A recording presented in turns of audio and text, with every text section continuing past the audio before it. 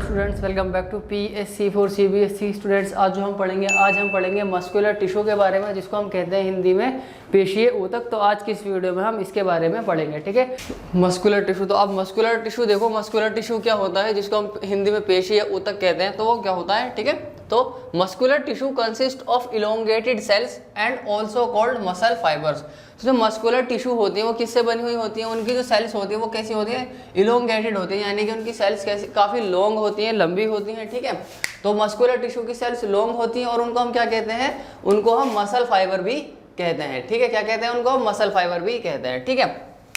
पेशीय ऊतक लंबी कोशिकाओं का बना होता है, जिसे पेशीय रेशा भी कहा जाता है, ठीक है। आगे लिखा हुआ है this tissue is responsible for movement in our body, ठीक है। हम अपनी बॉडी में मूवमेंट कर पा रहे हैं, मैं अपने हाथों को चला पा रहा हूँ, ठीक है, मैं खुद चल पा रहा हूँ अपने पैरों से। तो जो मूवमेंट हो रही है मेरी बॉडी में, किसकी वजह से हो रही है, मस्कुलर टिश्यू की वजह से हो रही है, क्योंकि मेरी बॉडी के अंदर मस्कुलर टिश्यू प्रेजेंट है, जिसकी वजह से मैं मूवमेंट कर पा रहा हूँ, ठीक है। ये हमारे शरीर में गति कराता है। हम जो गति कर रहे हैं किसकी वजह से कर रहे हैं, पेशीय ऊतक की वजह से जो गति हम कर रहे हैं, ठीक है। आगे लिखा हुआ जो मस्कुलर टिश्यू होती है, जो मसल्स होती हैं, उनके अंदर एक स्पेशल प्रोटीन होता है। क्या होता है, एक स्पेशल प्रोटीन होता है, जिसको हम क्या बोलते हैं, कॉन्ट्रैक्टाइल प्रोटीन बोलते हैं। क्या बोलते हैं, कॉन्ट्रैक्टाइल प्रोटीन बोलते हैं, जो क्या करता है, जो कॉन्ट्रैक्ट करता है और रिलैक्स करता है, ठीक है, जिसकी वजह से हम क्या कर पाते हैं, मूवमेंट कर पाते हैं, ठीक है। पेशियों में एक विशेष प्रकार का प्रोटीन पाया जाता है, जिसे सिकुड़ने वाला प्रोटीन कहते हैं, और इसी प्रोटीन की वजह से हम जो है गति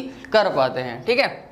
आगे लिखा हुआ है जो मस्कुलर टिश्यू है, तीन तरह का होता है। पहला है वॉलंटरी मसल्स, दूसरा है इनवॉलंटरी मसल्स, और तीसरा है कार्डियक मसल्स, ठीक है। पहला है ऐच्छिक पेशी, दूसरा है अनैच्छिक पेशी, और तीसरा है हृदयक पेशी, ठीक है। तो बारी बारी से इनके बारे में पढ़ते हैं। सबसे पहले पढ़ते हैं हम वॉलंटरी मसल, जिनको हम हिंदी में कहते हैं ऐच्छिक पेशी, ठीक है। इनको पढ़ते हैं। तो ये कहाँ पर प्रेजेंट होते हैं, ये हमारे लिम्स में प्रेजेंट होते हैं, ठीक है। तो muscles present in our limbs move when we want them to stop when we so decided, ठीक है। तो जो हमारे लिम्स में प्रेजेंट होते हैं और जिनको हम जब चाहे मूव कर सकते हैं और जब चाहे इनकी मूवमेंट को रोक सकते हैं। जैसे कि मेरा हाथ है, मेरे कंट्रोल में है, मैं इसको चाहे ऊपर कर सकता हूँ, चाहे तो नीचे कर सकता हूँ, तो ये मेरे कंट्रोल में रहा। तो इसके अंदर जो मसल्स हैं वो कैसे मसल्स होंगे, वो वॉलंटरी मसल्स होंगे। क्यों, क्योंकि उनकी जो मूवमेंट करवा रहा हूँ मैं अपनी मर्जी से करवा रहा हूँ, इसलिए। तो इसके अंदर कौन से मसल्स है, वॉलंटरी मसल्स। ये कहाँ पर प्रेजेंट होते हैं, हमारे लिम्स में, यानी कि हाथ पैरों में हमारे प्रेजेंट होते हैं, ठीक है। हाथ पैर में विद्यमान पेशियों को हम अपनी इच्छा अनुसार आवश्यकता पड़ने पर गति करा सकते हैं या उनकी गति को रोक सकते हैं। और ऐसी ही मांसपेशियों, ऐसी पेशियों को हम क्या कहते हैं, ऐच्छिक पेशियां इनको हम कहते हैं, ठीक है। इनको हम स्केलेटल मसल्स भी बोलते हैं। क्या बोलते हैं, इनको हम स्केलेटल मसल्स भी बोलते हैं। क्यों, क्योंकि हमारी बोन से अटैच होते हैं, इसलिए, ठीक है। They are also called skeletal muscle as they are attached to our bones. ये हमारी हड्डियों से जुड़े हुए होते हैं, इसलिए इनको हम क्या बोलते हैं, इनको हम स्केलेटल मसल भी बोलते हैं, ठीक है। इन्हें कंकाली पेशी भी कहते हैं, क्योंकि ये अधिकतर हड्डियों से जुड़े होते हैं, ठीक है। आगे लिखा हुआ है cells of this tissue are long, cylindrical, unbranched and multinucleated. तो जो वॉलंटरी मसल्स की जो सेल्स होती हैं कैसी होती हैं, वो लॉन्ग होती हैं, लंबी होती हैं, सिलेंडर की शेप की होती है, सिलेंड्रिकल होती हैं, अनब्रांच्ड होती हैं और मल्टी न्यूक्लिएटेड होती हैं, यानी कि काफ़ी सारे उनके अंदर न्यूक्लियस होते हैं। मल्टी न्यूक्लिएटेड का मतलब है कि एक से ज़्यादा न्यूक्लियस होना। तो उनकी सेल्स के अंदर एक से ज़्यादा न्यूक्लियस होते हैं, ठीक है। इनकी कोशिकाएं लंबी, बेलनाकार, शाखा रहित और बहुनाभीय होती हैं, ठीक है। लंबी होती है, बेलन के आकार की होती है, बेलनाकार होती है, शाखा रहित होती हैं और बहुनाभीय होती हैं, मतलब कि उनके अंदर एक से ज़्यादा नाभिक होते हैं, बहुत सारे नाभिक उनके अंदर होते हैं, ठीक है। आगे लिखा हुआ है इनवॉलंटरी मसल्स, यानी कि अनैच्छिक पेशी। तो अनैच्छिक पेशी क्या होते हैं, ये पाए जाते हैं हमारे आइरिस में, आँख की जो आइरिस होती है वहाँ पर पाए जाते हैं, हमारे यूरेटर्स में पाए जाते हैं और लंग्स की ब्रोंकाई में पाए जाते हैं, ठीक है। तो कहाँ कहाँ पर पाए जाते हैं, जो आँख की पलक है वहाँ पर पाए जाते हैं, मूत्र वाहिनी में पाए जाते हैं, और जो फेफड़ों की श्वसनी होती है वहाँ पर अनैच्छिक पेशियाँ जो है पाई जाती हैं, ठीक है। ये क्या करती है, इनकी गति को कंट्रोल करती है। जैसे कि हमारा पलक का झपकना है, ये हमारे कंट्रोल में नहीं है, तो इनकी पलक का झपकना जो है ये इसको कौन कंट्रोल करता है, इनको इनवॉलंटरी मसल्स कंट्रोल करते हैं, ठीक है। ये यहाँ पर लिखा हुआ है कि दे कंट्रोल देयर मूवमेंट्स, ये इनकी गति को नियंत्रित करती हैं। आगे लिखा हुआ है cells are long with pointed ends. तो इनकी जो सेल्स होती है कैसी होती है, इनकी सेल्स भी लॉन्ग होती हैं, लेकिन एंड कैसा होता है, पॉइंटेड एंड्स होता है, यानी कि इनका नुकीला सिरा होता है। आखिरी जो सिरा होता है वो कैसा होता है, नुकीला सिरा होता है, जिसको हम क्या बोलते हैं, स्पिंडल शेप का होता है। ठीक है, कोशिकाएं लंबी और आखिरी सिरा नुकीला होता है, यानी कि तर्क रूपी होता है, हिंदी में लिखा हुआ है। ठीक है, आगे लिखा हुआ है यूनि न्यूक्लिएटेड होते हैं, यानी कि इनके अंदर कितने न्यूक्लियस होता है, सिर्फ एक ही न्यूक्लियस इनके अंदर होता है। जो इनवॉलेंट्री मसल्स है उनके अंदर सिर्फ एक न्यूक्लियस होता है, और जो वॉलेंट्री मसल्स है उनके अंदर एक से ज्यादा न्यूक्लियस होते हैं, मल्टी न्यूक्लिएटेड होती हैं वो। ठीक है, ये एक केंद्र की होती है, यानी कि इनके अंदर एक ही केंद्रक होता है। आगे लिखा हुआ है they are also called unstriated muscle, इनको हम आरेखित पेशी भी कहते हैं। इनका दूसरा नाम क्या है, आरेखित पेशी है। ठीक है, इनवॉलेंट्री मसल्स को हम अनस्ट्रेटेड मसल भी कहते हैं, आरेखित पेशी भी कहते हैं, और जो वॉलेंट्री मसल्स थी उनको हम स्केलेटल मसल भी कहते हैं, यानी कि कंकाली पेशी भी उनको हम कहते हैं। तो अभी हमने पढ़ा है किसके बारे में, अभी हमने पढ़ा है वॉलेंट्री मसल्स और इनवॉलेंट्री मसल्स के बारे में। अभी तीसरा टाइप रह रहा है, तीसरा टाइप है कार्डियक मसल के बारे में, यानी हृदय पेशी के बारे में। तो अब उसके बारे में हम जो है पढ़ते हैं। ठीक है, तो देखो अब कार्डियक मसल क्या होता है, यानी कि हृदय पेशी जिसको हम हिंदी में कहते हैं, तो वो क्या होता है, तो कार्डियक मसल यानी कि हमारे हार्ट में जो मसल्स प्रेजेंट होते हैं उनको हम क्या कहते हैं, कार्डियक मसल्स कहते हैं, यानी कि जो हमारे हृदय में जो पेशियां मौजूद होती हैं उनको क्या कहते हैं हम, हृदय पेशी उनको हम कहते हैं। ठीक है, तो यहाँ पर लिखा हुआ है कि muscles of heart shows rhythmic contraction and relaxation through out the life. तो ये मसल्स कहाँ पर प्रेजेंट होती हैं, हमारे हार्ट में प्रेजेंट होती हैं, और ये क्या करती हैं, थ्रू आउट लाइफ, पूरे जीवन भर, पूरी जिंदगी भर क्या करती है, कॉन्ट्रैक्शन रिलैक्शन करते रहते हैं, सिकुड़ते हैं, फैलते हैं, सिकुड़ती और फैलते हैं। ये मसल्स पूरी जिंदगी थ्रू आउट लाइफ ये कॉन्ट्रैक्शन और रिलैक्शन करती रहती हैं। ठीक है, तो ये यहाँ पर लिखा हुआ है कि muscles of heart show rhythmic contraction and relaxation through out life, यानी कि एक बार कॉन्ट्रैक्ट होगा, एक बार रिलैक्स होगा, एक बार कॉन्ट्रैक्ट होगा, एक बार रिलैक्स होगा। इस तरीके से जो हार्ट की जो मसल्स होती हैं वो पूरी जिंदगी जो है कॉन्ट्रैक्ट और रिलैक्स करती रहती है। ठीक है, हृदय की पेशियां जीवन भर लयबद्ध होकर प्रसार एवं संकोचन करती रहती हैं। ठीक है, एक बार प्रसार होती है, एक बार संकोचन होती है, एक बार प्रसार होती है, एक बार संकोचन होती है, सिकुड़ती हैं, फैलती हैं, सिकुड़ती हैं, फैलती हैं। ठीक है, these involuntary muscles are called cardiac muscles. और ये कैसी मसल्स होती हैं, इनवॉलेंट्री मसल्स होती हैं, यानी कि ये हमारी करने से नहीं होती है, अपने आप होती है, ये हमारे कंट्रोल में नहीं होती।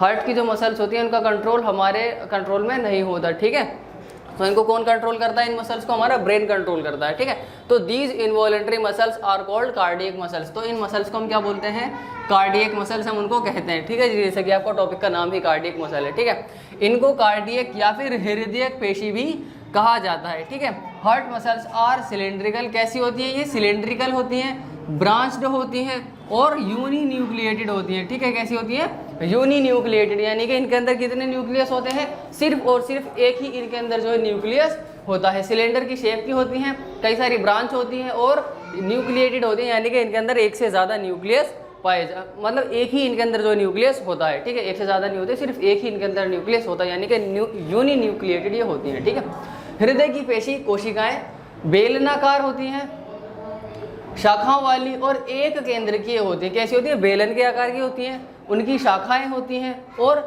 एक केंद्र की होती हैं, यानी कि उनका केंद्रक कितना होता है, सिर्फ एक ही उनका केंद्रक होता है। तो हृदय की जो पेशी कोशिकाएं होती हैं उनके कोशिकाओं का सिर्फ एक ही केंद्रक होता है। ठीक है, आगे लिखा हुआ है नर्वस टिश्यू के बारे में, यानी तंत्रिका ऊतक। ये लास्ट टॉपिक है आपके चैप्टर का। तो लिखा हुआ है brain, spinal cord and nerves are all composed of nervous tissue. तो हमारा जो दिमाग है, ब्रेन, और जो स्पाइनल कॉर्ड है, जो मेरू रज्जु होता है, और जो नर्व्स हैं, ये सब के सब किससे बने हुए हैं, नर्वस टिश्यू से बने हुए हैं। ठीक है, जैसे पहले ब्रेन आता है, ब्रेन के नीचे स्पाइनल कॉर्ड है, स्पाइनल कॉर्ड से काफ़ी सारे नर्व्स निकले हुए हैं, तो ये सब के सब किससे बने हुए हैं, नर्वस टिश्यू से बने हुए हैं। तो मस्तिष्क, मेरू रज्जु और तंत्रिकाएँ सभी किससे बनी हुई हैं, तंत्रिका ऊतकों से बनी हुई हैं। ठीक, आगे लिखा हुआ है cells of this tissue are called nerve cells या फिर न्यूरॉन्स। और इनको हम क्या बोलते हैं, या तो नर्व सेल बोलते हैं या फिर न्यूरॉन्स बोलते हैं, यानी कि जो सेल्स हमारे ब्रेन में पाए जाते हैं उनको हम क्या बोलते हैं, न्यूरॉन्स बोलते हैं, या फिर जो हमारे स्पाइनल कॉर्ड में पाए जाते हैं उनको हम क्या बोलते हैं, नर्व सेल कह सकते हैं या फिर न्यूरॉन्स उनको हम कह सकते हैं। ठीक है, आगे लिखा हुआ तंत्रिका ऊतक की कोशिकाएं तंत्रिका ऊतक या न्यूरॉन कहा जाता है। इनको क्या कहते हैं, या तो तंत्रिका ऊतक कहते हैं या फिर इनको हम न्यूरॉन कहते हैं। ठीक है, आगे लिखा हुआ a neuron consist of a cell body with a nucleus and a cytoplasm from which long thin hair like parts arise. तो एक जो न्यूरॉन का होता है ना, ये कुछ स्ट्रक्चर दे रखा है इसके अंदर, तो यही सब उसके बारे में लिखा हुआ है कि जो एक न्यूरॉन होता है उसके अंदर क्या होती है, एक तो सेल बॉडी होती है ठीक है। एक सेल बॉडी होती है, ये वाला जो हिस्सा आप देख रहे हैं ये पूरा का पूरा यहाँ से लेके यहाँ तक का ये पूरा का पूरा सेल बॉडी होता है इसका, ठीक है। और उसके अंदर एक न्यूक्लियस होता है, जैसे कि आप देख रहे होंगे ये वाला पार्ट उसका जो थोड़ा ब्लैक पार्ट है कैसा है, न्यूक्लियस होता है उसका, ठीक। फिर उसके बाद आगे साइटोप्लाज्म, तो यहाँ पर क्या भरा होता है, यहाँ पर सब जगह पे साइटोप्लाज्म भरा हुआ होता है, ठीक है। From which long thin hair like parts arise, जहाँ से लंबे लंबे बालों जैसे पार्ट जो है निकले हुए होते हैं, ठीक है। तो ये एक न्यूरॉन का स्ट्रक्चर होता है, ठीक। न्यूरॉन में कोशिका काय, जैसे कि ये रहा कोशिका का ये वाला हिस्सा क्या होता है, ये वाला हिस्सा पूरा कोशिका काय होता है, ठीक है।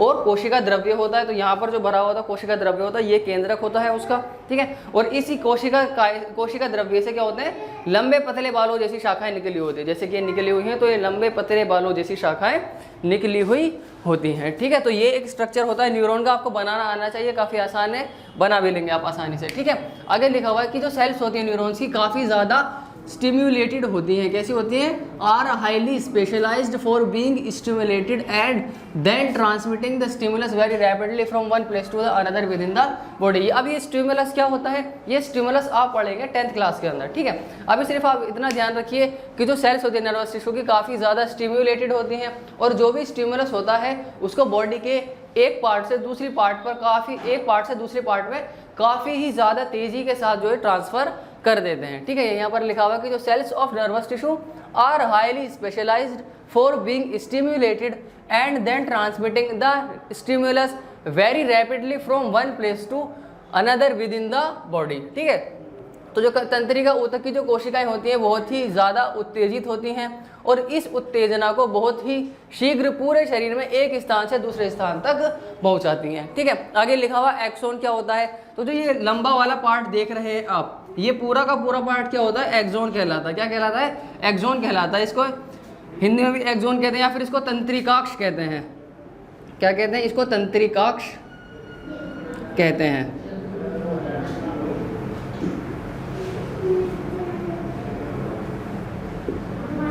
क्या कहते हैं इसको, तंत्रिकाक्ष भी हम इसको कहते हैं, ठीक है।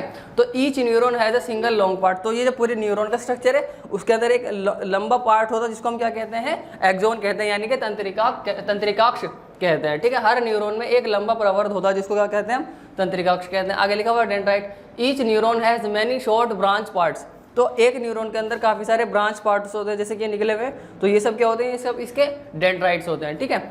हर न्यूरॉन में बहुत सारी शाखाएं, बहुत सारी छोटी शाखाएं वाले प्रवर्ध होते हैं जिनको हम क्या कहते हैं, डेंड्राइट कहते हैं, ठीक है। आगे लिखा हुआ है an individual nerve cell may be up to a metre long, और एक इंडिविजुअल सेल कितनी लंबी हो सकती है, 1 मीटर जितनी हो सकती है, ठीक है।